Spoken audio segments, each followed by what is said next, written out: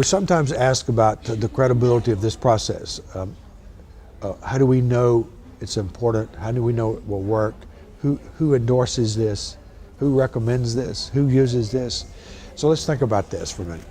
First, we have developed this with three audiences in mind. One of them is the users. You see, we have to make this user-friendly. If it's too complex, if it takes too much time, you won't use it. So we work very hard to make sure we've got a systematic way of doing it with step-by-step processes, with rules and procedures and job aids, making it easy for you. And our best way of knowing it works there is the 4,000 people who've done the studies become certified. If it's too complicated, we wouldn't have that many, but we get it done. It's user-friendly.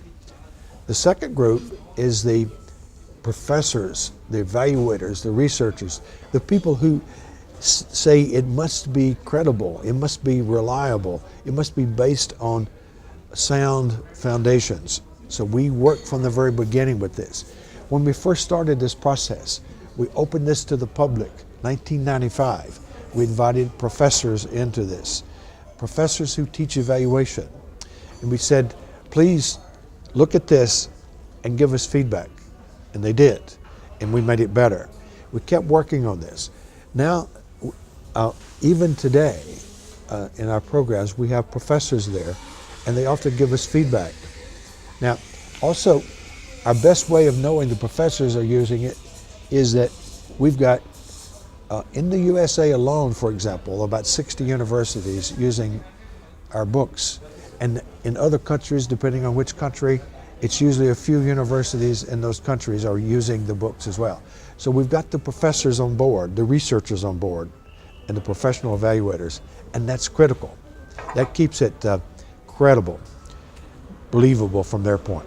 But the most important group is the third group, and that's the executive. So we have standards and processes that make it executive friendly. That is, they look at this and they begin to buy into it, because we take the worst case scenario sometimes, or we take the error out of the process. And when we take steps like converting data to money, we make sure that they will buy into it. So getting those executives on board really makes it desired by them. And with that in mind, we've got, if you just think about a business group for a minute, over half of the Fortune 500 organizations are using this. And actually it's probably close to now 75% of them. And you have the same kind of organizations in other countries, and they're using it. So the big organizations are using it for the most part. Second, we have governments, like the federal government in the USA is a supporter, endorser, in Mexico, Canada, and the British government. And you go throughout Europe, many of those, and in the Middle East, several governments here. For example, the central government in Egypt has endorsed this methodology. And so the point, we've got lots of endorsements. If you think about NGOs, non-government organizations, the United Nations endorsed this and adopted it as the evaluation system of choice in 2008. That came through a resolution of the UN General Assembly. And then we have charitable groups, foundations. We work with major foundations around the world, like the Bill and Melinda Gates Foundation, helping them see the value of their projects and programs. Schools and universities. We have almost 100 universities now using this some way inside their organization. Healthcare organizations. In almost every country where we work, healthcare groups are using this, whether it's government-funded healthcare or privately funded healthcare. So it's the most used and endorsed methodology around the world.